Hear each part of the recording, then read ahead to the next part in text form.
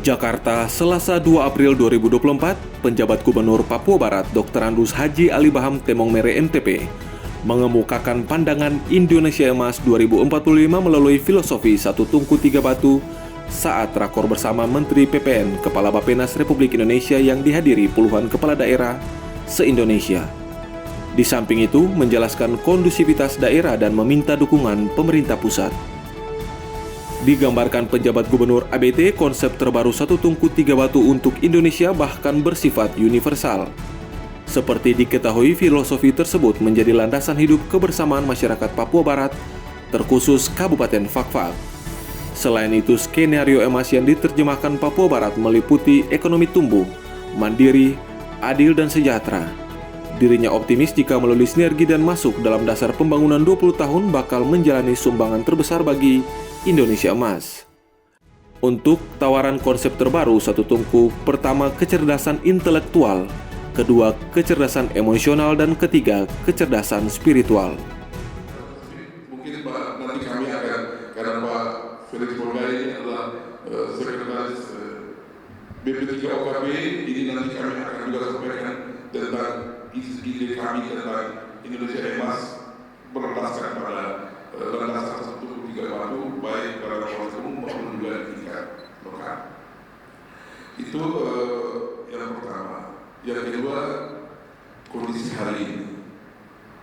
Setelah pemekaran Papua Barat menjadi dua dengan Papua Barat Daya, Papua Barat ini berada pada kondisi yang ekstrimnya paling tinggi di urutan 10 besar, kemiskinannya tinggi di urutan 10 juga, dan sandingnya juga demikian. Hampir semua kami berada di situ.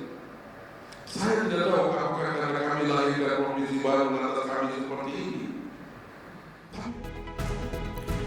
Isu lainnya, sejak pemekaran daerah otonom baru, Papua Barat dihadapkan pada dinamika yang membutuhkan kolaborasi dan fokus.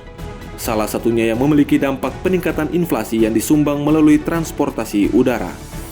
Di sisi lain, sambung penjabat Gubernur Papua Barat sejak Desember 2023 lalu, saat Presiden Jokowi meresmikan proyek strategis nasional di wilayah Papua Barat, telah dijelaskan terdapat investasi kurang lebih 150 triliun hingga 2025 mendatang. Selain itu, keterbatasan akses penerbangan dari dan ke Manokwari yang minim saat ini masih menyinggahi kota Sorong, sementara para pekerja LNG masuk dalam wilayah Papua Barat. Alasannya, standar penerbangan menggunakan maskapai Garuda. Oleh sebab itu, sekira operasional perpanjangan Bandara Rendani segera difungsikan dan meminta perpanjangan Bandara Siboru. Untuk penanganan stunting, Papua Barat juga memiliki konsep tentang 5B, yakni bangga menanam, bangga menjual, bangga membeli, bangga masak, dan bangga makan. Kemudian juga memang perlu ada subsidi transportasi untuk daerah terkecil. Terima kasih Menteri Perhubungan itu sudah ada subsidi transportasi untuk pesawat-pesawat yang kecil, tetapi perlu juga ada subsidi transportasi untuk daerah pedalaman dengan darat. Ini juga satu solusi untuk bagaimana harga-harga barang di daerah ini tentunya bisa terjangkau.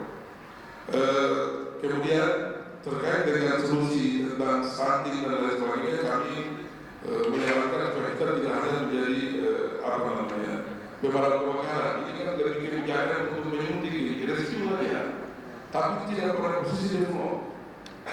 Oleh karena itu kami menyarankan tentang 5B, bangga menanam, bangga menjual, bangga membeli, bangga masak, dan bangga makan. Sebab ada juga yang bangga menjual tapi tidak makan juga, akhirnya sandi. Ya, jadi memang ini juga adalah satu nilai yang harus kita tanamkan. Ya begitu, barangkali ini juga menjadi bagian sehingga ke depan kita tidak hanya sekedar untuk stunting dari sisi kita rescue saja, operasi pasar terus menerus. Apalagi kami menjabat gubernur ini, Bapak Menteri, kami ini kan penugasannya untuk mempertahankan pelayanan.